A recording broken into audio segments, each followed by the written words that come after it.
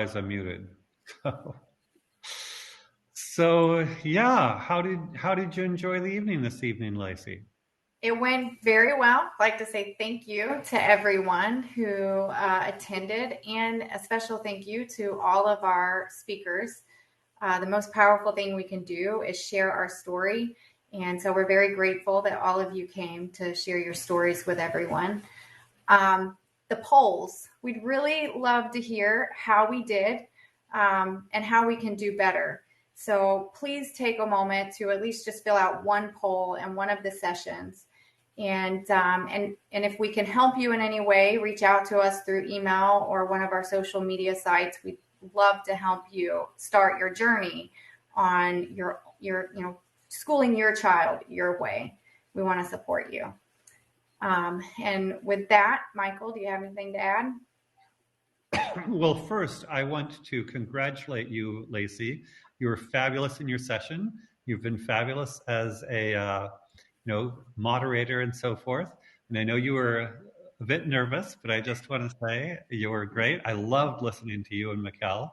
And so I think we need to get a lot more people like that who've been struggled in schools and have great entrepreneurial lives, because I think that most people don't realize just how possible it is. And so the authenticity of your story and your voice, absolutely, wonderful. So thank you.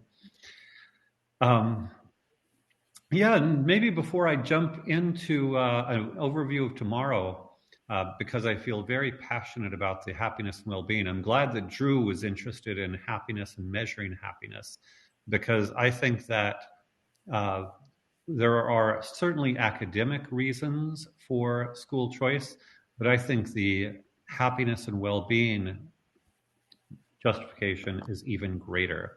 And, it's funny, I often get cautioned against talking about, how negative schooling can be, but I believe it's truly damaging children. So I think we need at least to research the extent to which schooling, traditional public schooling, is damaging children. And an article I wrote, I'll put it in the thing, is Are Public Schools Causing an Epidemic of Mental Illness? And I believe they are, especially anxiety, depression, and sadly suicide. And so, Laura, when you say that, you often get kids from schools that have been damaged and you're fixing them. My schools, my passion for this is because for decades, I've seen kids come in who were, anxious, depressed, sometimes suicidal, and within a few weeks, few months, they're happy and well, they go off their meds. So I feel as if I've got very direct experience on how at least some young people recover from the damages of schooling when they're given the opportunity to do so. So I'm very eager to have more kids recover from those damages once they have options. I 100% agree. Yeah, I think, well, your own testimonial on how long is meaning the damage. Yeah, Laura, I agree. So I think secondary schooling has never worked. Mass compulsory schooling has never worked. Michelle, just to riff on that a little bit, it's interesting. Only in the 1950s did a majority of kids begin to graduate from high school. Before that, high school was relatively rare. Even as late as the 1930s, few kids went to high school. So it's only in the 50s we get majority of kids going to high school. And that's not accidentally when the whole idea of teen rebellion shows up. Rebel without a cause, and kids as, what did they call them in those days? Juvenile delinquents. But I think when we shifted from young people having the option of work versus schooling versus school kids being forced into schooling in mass, I think that's the beginning of the damage, and it's only gotten worse. Specifically, in the 1950s, the teenage suicide rate is 3 times. That's 300% as large as it was in the 1950s. So there's a lot of media on how social media has increased anxiety, depression, and suicide in the last 10 years. And I think that's true. I do think social media has increased at about 30%, but 300% since the 1950s. So, part of my awareness of all of this is that my wife was from Senegal, and again, teenagers in Senegal are just not miserable the way, and in most developing countries, you go to Latin America, I spend a lot of time in Latin America, most teenagers are not miserable the way that a A lot of American teens are miserable. I get kids who are anxious, depressed, suicidal, teenage girls cutting, self-harm, yada, yada, yada. It's horrible. And I think, having healthier environments for kids is urgent, just urgent. But yeah, happy to go into more data on this for people who want to. But quickly, for tomorrow, our last grand finale evening, we've got John Popola, founder of Emergent Order and Dad Saves America, speaking about Dad Saves America, male leadership and school choice.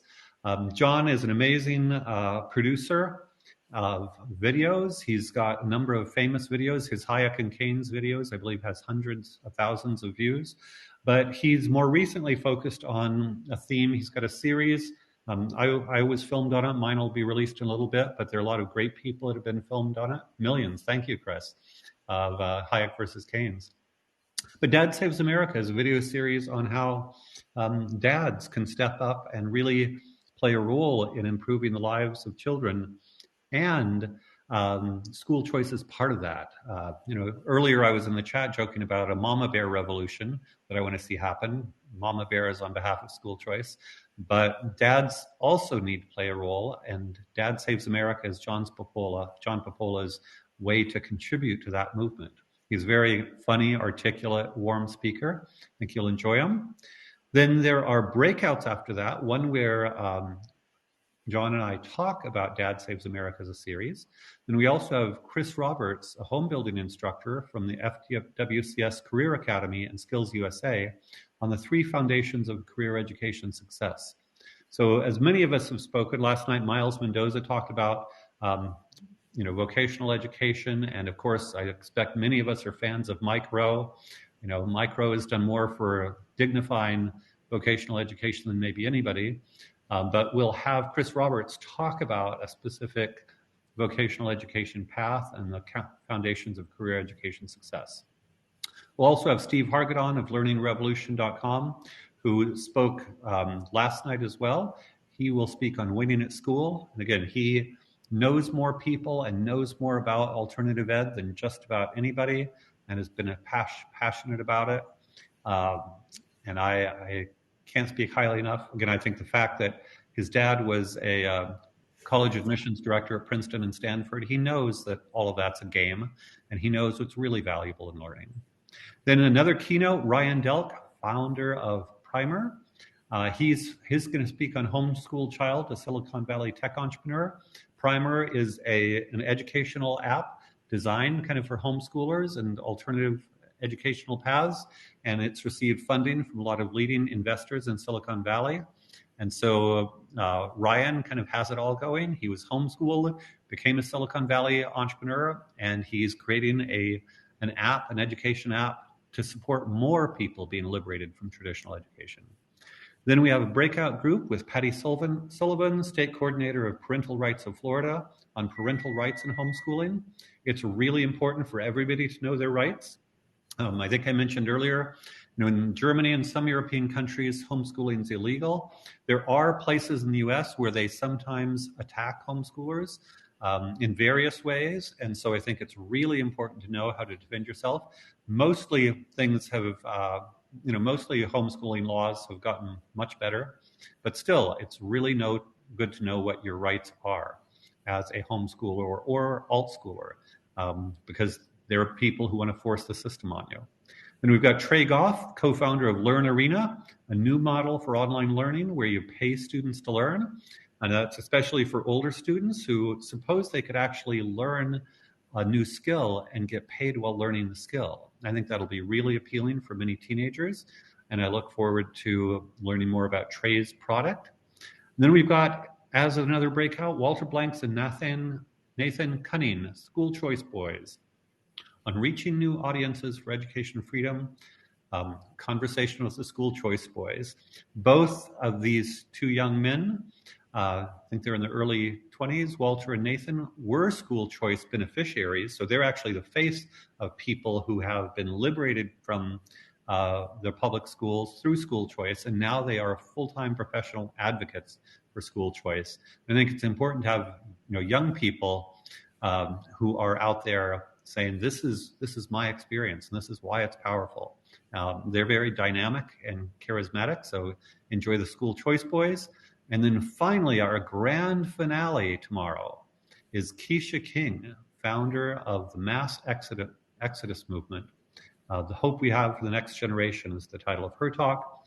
Keisha became famous for speaking out at a school board meeting last fall where she demanded that we do a school choice exodus. The public schools are not working for many of us. We need to leave. We need to leave en masse. And she's since become a star, appearing on Fox regularly. I think she has her own show. She's very photogenic and charismatic. And yeah, she'll be a wonderfully powerful closing speaker for our program. So I'm seeing all the great comments about our speakers for tomorrow, Patty and Keisha and Trey.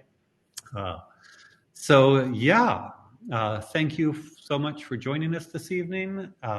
And please bring your friends tomorrow. And let's have a grand finale evening this morning. And this morning, I'm getting tired already. A grand finale evening tomorrow.